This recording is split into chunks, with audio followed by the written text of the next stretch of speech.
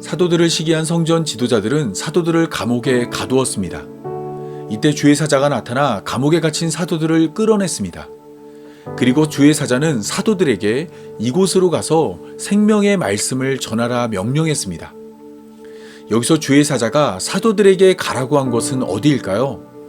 또한 주의 사자가 사도들을 그곳으로 보낸 이유는 무엇일까요? 그리고 그것이 오늘 사도행전을 읽는 우리에게 무엇을 말하고 있을까요? 지금부터 이러한 사실들을 오늘 본문을 통해 함께 살펴보겠습니다.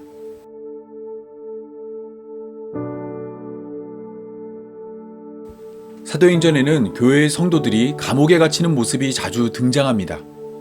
아무래도 사도행전의 전체적인 주제가 박해와 연결되었기 때문에 그러한 모습이 자주 등장하는 것 같습니다. 사도행전 안에서 감옥을 배경으로 진행되는 이야기 중 비교적 큰 비중을 차지하는 이야기는 크게 4가지입니다. 그중 3가지는 베드로를 비롯한 사도들이 감옥에 갇힌 이야기이고 나머지 하나는 바울과 실라가 감옥에 갇힌 이야기입니다. 이 이야기들은 모두 감옥이라는 특별한 공간을 배경으로 하지만 전체를 아우를 수 있는 공통 분모가 없습니다.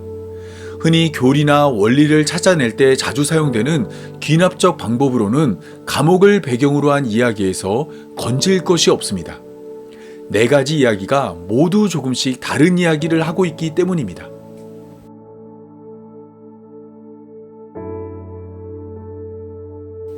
가장 먼저 나타나는 감옥 이야기는 사도행전 4장에 등장합니다. 이전까지 사도행전은 교회가 승승장구하는 모습을 보여줬습니다. 예수님의 약속대로 성령이 교회에 임했고 성령을 받은 교회는 담대히 예수님을 증거했으며 많은 사람들이 예수님을 믿게 되었습니다. 특히 사도행전 3장에 소개된 미문 앞 안진뱅이의 치유는 교회가 성장하는 데 큰 역할을 했습니다. 날마다 미문 앞에 구걸하던 안진뱅이를 베드로와 요한이 고치자 많은 사람들이 베드로와 요한을 주목했고 베드로와 요한은 이때를 놓치지 않고 예수님을 증거해 많은 사람들이 예수님을 믿게 되었습니다. 하지만 이때 성전 지도자들은 베드로와 요한의 설교를 싫어했습니다. 그래서 그들은 베드로와 요한을 잡아 옥에 가두었습니다. 날이 밝은 후에는 베드로와 요한을 공회에 세우고 그들을 신문했습니다. 그리고 다시는 예수님의 이름을 말하지도 말고 가르치지도 말라 경고했습니다. 이들의 경고는 베드로의 과거를 떠올리게 하는데요. 과거의 베드로는 작은 위협에도 예수님을 3번이나 부인했습니다.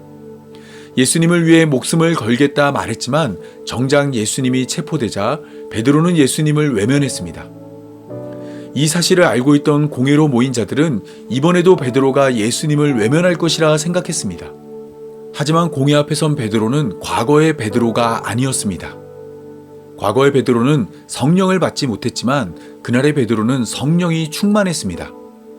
때문에 베드로는 성령이 마땅히 할 말을 알려줄 때 성령이 가르쳐준 말을 성전 지도자들에게 말했습니다. 하나님의 앞에서 너희의 말을 듣는 것이 하나님의 말씀을 듣는 것보다 옳은가 판단하라. 우리는 보고 들은 것을 말하지 아니할 수 없다라고 말했습니다.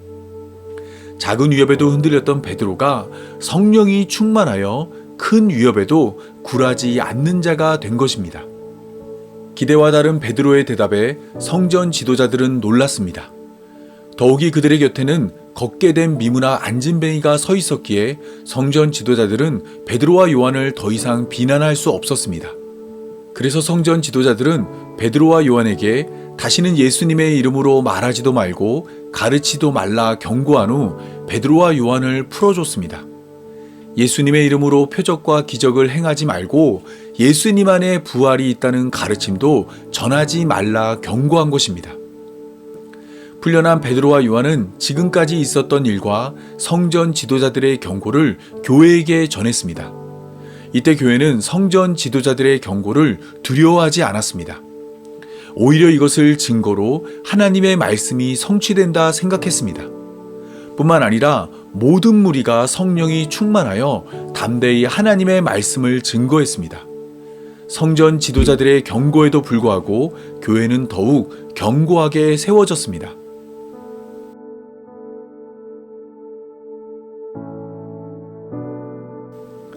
오늘 본문이기도 한 두 번째 감옥 이야기는 사도행전 5장에 소개됩니다. 사도행전 5장은 교회를 통해 많은 표적과 기사가 나타났고 이를 본 사람들이 교회로 몰려와 교회가 큰 무리가 되었다 말합니다. 성전 지도자들은 이 모습을 가만히 두고 볼 수 없었습니다. 그들의 마음에 시기가 가득하여 표적과 기사를 행하는 사도들을 모두 감옥에 가두었습니다. 그렇게 하면 더 이상 표적과 기사가 나타나지 않을 것이고 그러면 교회의 성장이 멈출 것이라 생각했습니다. 하지만 그들의 생각은 틀렸습니다. 주의 사자가 사도들을 돕기 위해 감옥에 나타났기 때문입니다. 감옥에 나타난 주의 사자는 감옥문을 열고 사도들을 감옥에서 끌어냈습니다. 그리고 주의 사자는 감옥에서 나온 사도들에게 이곳으로 떠나 그곳에서 생명의 말씀을 전하라 명령하였습니다. 여기서 말하는 이곳은 바로 성전입니다.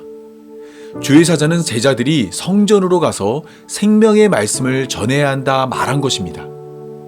성전 지도자들은 이러한 일이 일어난 것을 알지 못했습니다. 여전히 사도들이 감옥에 있을 것이라 생각했습니다. 그래서 사람을 보내 사도들을 잡아오라 명령했습니다. 본격적으로 사도들을 신문하여 다시는 예수님을 증거하지 못하게 만들려 했습니다. 하지만 감옥을 다녀온 자들은 빈손으로 성전 지도자들 앞에 섰습니다. 옥은 든든하게 잠기고 지키는 사람들이 문에 서 있었지만 문 안에는 아무도 없었다 말했습니다. 상식적으로 이해할 수 없는 일이 일어난 것입니다. 때문에 성전 지도자들은 어리둥절할 수밖에 없었습니다. 여러 가지 의문이 머리를 스쳐갔습니다. 그런데 이때 한 사람이 허겁지겁 뛰어와 보소서 옥에 가두었던 사람들이 성전에 서서 백성을 가르치고 있습니다 라고 보고했습니다. 감옥에 있어야 할 자들이 성전에 있고 성전에서 가르치지 말라 말했는데 그들이 성전에서 가르치고 있다는 소리를 듣자 성전 지도자들은 화가 머리끝까지 났습니다. 곧장 성전 맡은 자와 그의 부하들을 보내 사도들을 잡아오라 명령했습니다. 다시 체포된 사도들은 결국 성전 지도자들의 뜻대로 공회 앞에 섰습니다. 대제사장은 우리가 이 이름으로 사람을 가르치지 말라 언금하였으되 너희가 너희 가르침을 예루살렘에 가득하게 하니 이 사람의 피를 우리에게 돌리려 한다 말했습니다. 대제사장은 그동안 꽁꽁 싸매고 있던 그들의 속내를 이제야 드러냈습니다. 그들은 예수님을 죽인 책임이 자신에게 돌아오는 것을 두려워했습니다. 예수님이 하나님의 아들이며 그리스도라면 예수님에게 누명을 씌워 예수님을 십자가에 못 박은 공회는 하나님의 아들이며 그리스도를 죽인 것이 되기 때문입니다. 하나님 편에 서야 할 자가 하나님 편에 선 자를 대적한 것이며 하나님을 섬기는 자가 하나님을 죽인 것이 되는 것입니다. 때문에 공회로 모인 자들은 사도들이 더 이상 예수님을 증거하지 못하게 막아야 했습니다. 계속해서 교회가 성장하면 호의호식하던 그들의 자리가 위태롭기 때문입니다. 베드로와 사도들은 사람보다 하나님께 순종하는 것이 마땅하다 말을 하며 너희가 나무에 달아 죽인 예수님을 우리 조상의 하나님이 살리시고 이스라엘에게 회개함과 죄사함을 주시려고 그를 오른손으로 높이사 임금과 구주로 삼았다 말했습니다. 그러면서 우리는 이 일의 증인이요 하나님이 자기에게 순종하는 사람에게 주신 성령도 그러하다 말했습니다. 베드로와 사도들의 말은 공회로 모인 자들이 드러낸 속내를 공격했습니다. 깨어진 뼈를 짓누르고 덧난 상처를 짓밟으며 벌어진 상처를 후벼 팠습니다. 악소리가 절로 날 만큼 가슴 아픈 말을 서슴지 않고 전했습니다. 때문에 공회로 모인 자들은 크게 노하여 사도들을 죽이려 했습니다. 자신의 죄를 뉘우치지 않고 자신의 죄를 덮기 위해 사도들을 죽이기로 결정한 것입니다. 하지만 이때 바리새인 가말리엘이 나서 사도들을 변호해 주었습니다. 교회가 사람으로부터 났으면 스스로 무너질 것이고 하나님께로부터 났으면 하나님을 대적하는 일이 될까 두렵다 말하므로 사도들을 보호해 주었습니다. 그 결과 사도들은 채찍질을 당한 후 풀려나게 되었습니다. 당시의 채찍질은 목숨이 위태로울 정도로 몸을 괴롭게 하는 일이지만 사도들은 예수님을 위하여 능욕받는 일에 합당한 자로 여겨짐을 기뻐하며 공회를 떠났습니다. 그리고 날마다 성전에 있든지 집에 있든지 예수님이 그리스도라고 가르치기와 전도하기를 그치지 않았습니다.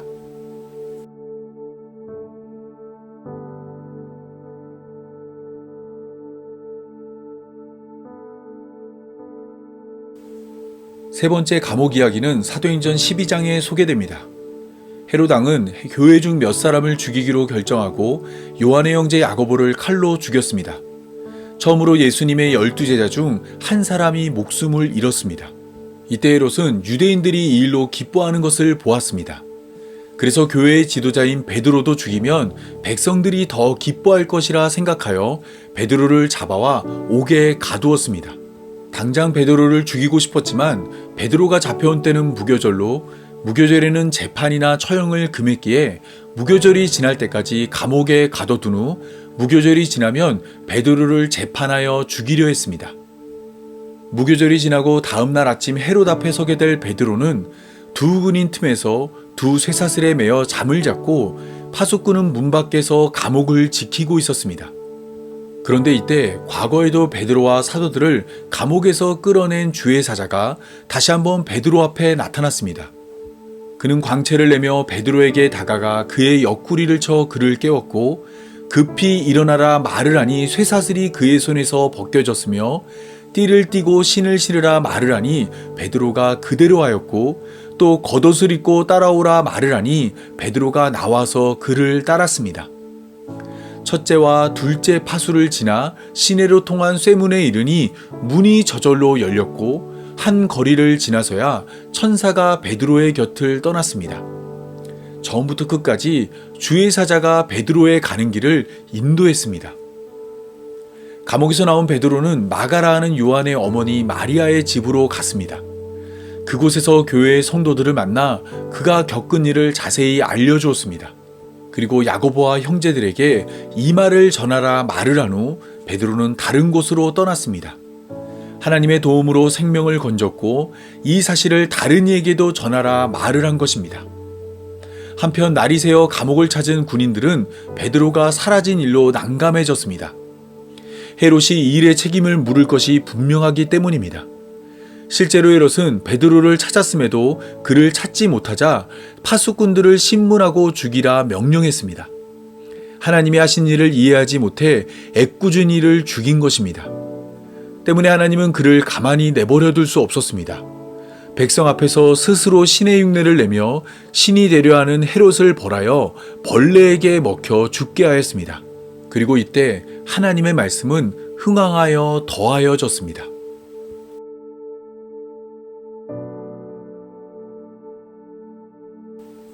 네 번째 감옥 이야기는 사도행전 16장에 소개됩니다. 여러 지역을 다니며 복음을 증거하던 바울과 그의 일행은 빌립보에서 귀신 들린 여종을 고쳐주었습니다. 이때 그 귀신으로 큰 돈을 벌던 자들이 이 일로 바울과 그 일행을 고소했습니다. 결국 바울과 신라는 체포되어 관리에게 끌려갔고 그곳의 관리는 바울과 신라의 옷을 찢고 그들을 매로 쳤습니다. 많이 때린 후 바울과 신라가 기진하였을 때 그들을 감옥에 가두었고 간수에게 든든히 지키라 명령했습니다. 간수는 이 명령을 받아들여 바울과 신라를 깊은 감옥에 가두고 그 발에 차고를 든든히 채웠습니다. 온몸이 부서질 듯 괴롭고 두 다리는 쇠사슬에 매어 깊은 절망에 빠지게 되었습니다. 하지만 그럼에도 바울과 신라는 좌절하지 않았습니다. 그들은 한밤중에 모든 죄수가 듣도록 감옥에서 기도를 하였고 하나님을 찬양했습니다. 그런데 이때 갑자기 큰 지진이 일어났습니다. 옥터가 움직이고 문이 곧 다 열리며 모든 사람의 매인 것이 다 벗겨졌습니다. 하나님께 기도하고 하나님을 찬양했더니 지진이 일어나 감옥문이 열리고 그들을 붙잡았던 것들이 모두 풀어진 것입니다. 감옥을 지키던 간수는 잠이 깨어 감옥문이 열린 것을 보았습니다. 당연히 죄수들이 다 도망한 줄 알고 칼을 빼어 자결하려 했습니다. 그런데 감옥 안에서 한 사람의 외침이 그의 행동을 가로막았습니다. 바울이 감옥 안에서 내 몸을 상하게 하지 말라, 우리가 다 여기 있다 외친 것입니다. 간수는 등불을 들고 감옥에 들어갔습니다. 정말로 바울과 신라가 문이 열린 감옥 안에 앉아 있었습니다. 정황상 도망가는 것이 당연한 순간에 바울과 신라가 감옥 안에 머물러 간수의 생명을 건진 것입니다. 때문에 간수는 바울과 신라를 자신의 집으로 인도하여 선생님이여 내가 어떻게 하여야 구원을 받으리까 라고 물었습니다. 바울은 그에게 주 예수를 믿으라, 그리하면 너와 내 집이 구원을 받으리라 라고 말했습니다. 그리고 주의 말씀을 그 사람과 그 집에 있는 모든 사람에게 전했습니다. 그 밤에 간수와 그의 가족은 세례를 받았고 이제는 하나님을 믿는 성도가 되었습니다.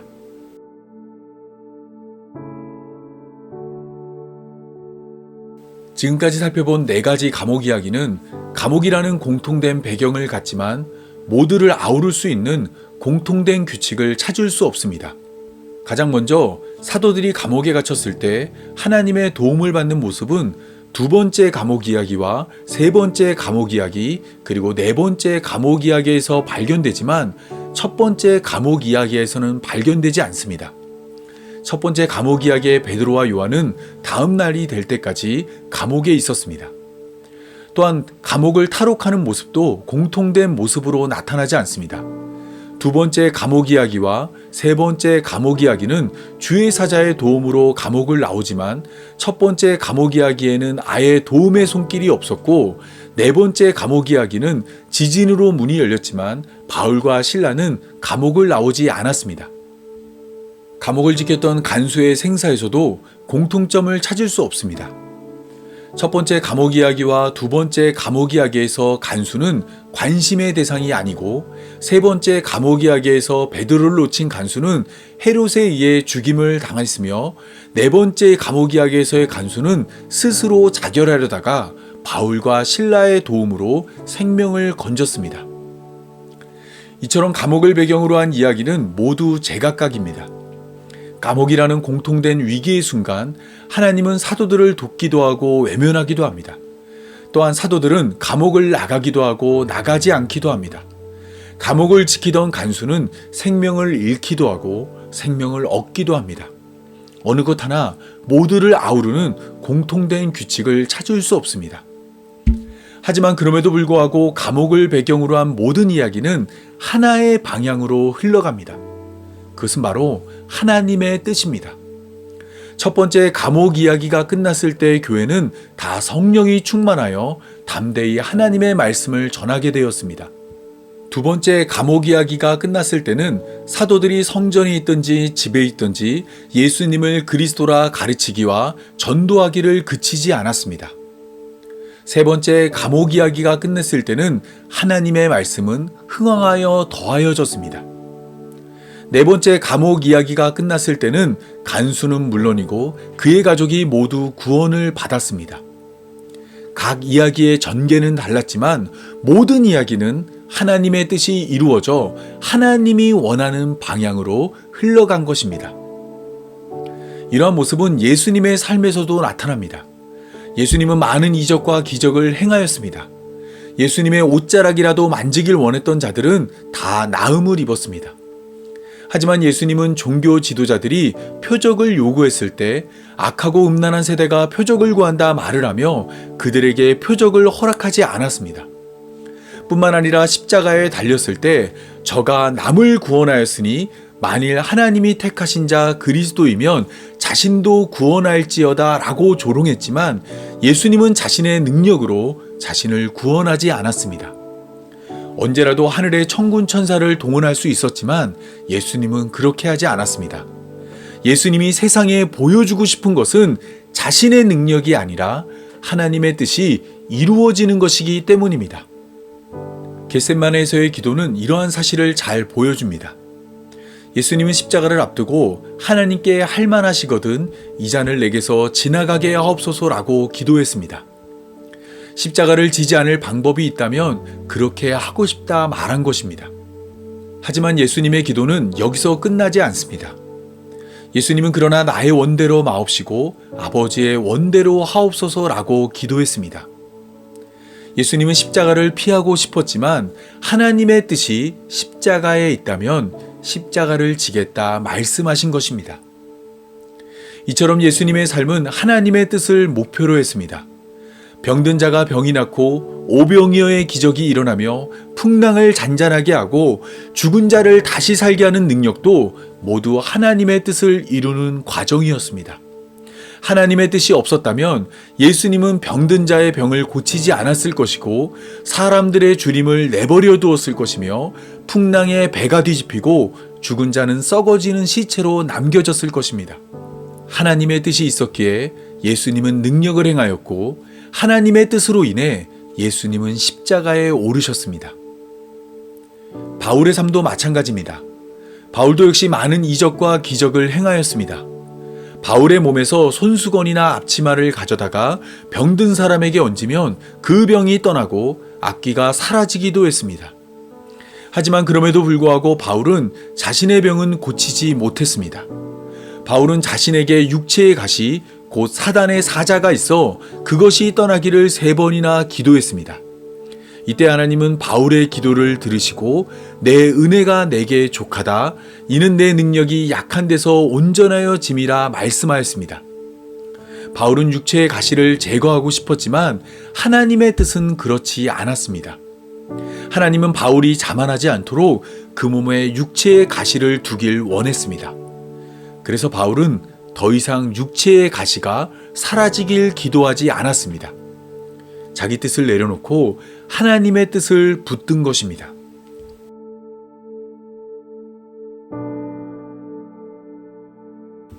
따라서 우리는 성경을 통해 하나님의 뜻이 무엇이고 그 뜻이 어떻게 성취되는가를 주목해야 합니다. 이를 주목하지 못하면 엉뚱한 것에 마음을 뺏겨 잘못된 것을 믿고 그릇된 것을 기대하며 옳지 못한 길로 들어서게 됩니다. 오늘 본문만 하더라도 많은 사람들이 주목하는 것은 주의 사자가 감옥에서 사도들을 끌어냈다는 것입니다.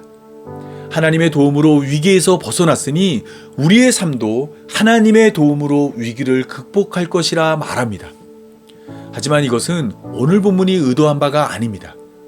다시 한번 오늘 본문을 보면 감옥을 찾아온 주의 사자는 사도들에게 성전으로 가서 생명의 말씀을 백성들에게 말하라 명령하였습니다.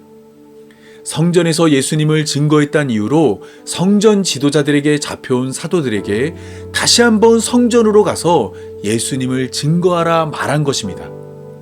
이러한 명령은 문제를 해결하는 도움이 아닙니다. 오히려 불난집에 부채질하는 것과 같이 문제를 더욱 키우는 도움입니다. 위기에서 벗어나는 것이 아니라 위기 속으로 사도들을 몰아넣는 일입니다. 하지만 그럼에도 주의 사자가 이와 같이 사도들에게 명령한 이유는 성전 지도자들이 교회를 박해하여 하나님의 말씀대로 교회가 온 유대와 사마리아와 땅끝으로 흩어져야 하기 때문입니다. 사도들을 예루살렘 밖으로 도망치게 하는 것이 사도들에게는 좋은 일이지만 그렇게 되면 하나님의 뜻을 이룰 수 없기에 주의 사자는 사도들을 다시 성전으로 보내 그곳에서 생명의 말씀을 전하게 하였습니다. 성전 지도자들의 미움을 받아 이방인들에게도 복음이 증거되도록 영광의 자리가 아닌 미움받는 자리로 사도들의 삶을 인도한 것입니다. 이처럼 사도들을 감옥에서 성전으로 보낸 하나님의 뜻은 오늘도 흔들림 없이 우리의 삶을 하나님의 뜻대로 인도하고 있습니다. 때문에 우리의 삶은 평탄할 수 없습니다. 주변을 둘러보면 미움과 다툼과 시기와 질투가 끊이지 않습니다. 더 나은 삶을 기대했지만 더 낮은 곳으로 미끄러져 갑니다. 믿었던 사람은 배신하고 사랑했던 사람은 떠나가고 의지했던 사람은 멀어지며 움켜진 것은 어느새 바람처럼 사라져갑니다. 이러한 우리의 삶은 하나님이 감옥에서 성전으로 인도하고 있기 때문입니다. 우리의 삶을 하나님의 뜻이 이루어지는 삶으로 이끌고 있기 때문입니다. 하나님이 지금 이 순간 우리를 구원하고 있기 때문입니다. 비록 그 모습이 우리가 기대한 모습과 다르더라도 우리는 뜻하신 바를 반드시 이루시는 하나님의 뜻을 믿어야 합니다. 우리에게 맡겨진 구원은 언제나 실패하지만 하나님이 맡으신 구원은 이미 예수님을 통해 성취되었습니다. 하나님이 자기 생명으로 우리의 죄값을 대신 지불하였습니다. 때문에 우리는 하나님의 뜻이 우리 삶에 이루어지고 있음을 믿음으로 세상에서 환난을 당하나 담대할 수 있습니다. 예수님이 우리에게 이렇게 말씀하고 있기 때문입니다. 내가 세상을 이기었노라. 예수님으로 세상을 이긴 하나님의 뜻이 우리 삶에 성취될 것을 믿고 오늘도 구원만큼은 흔들리지 않는 성도의 삶이 되기 바라며 오늘 말씀 맺겠습니다.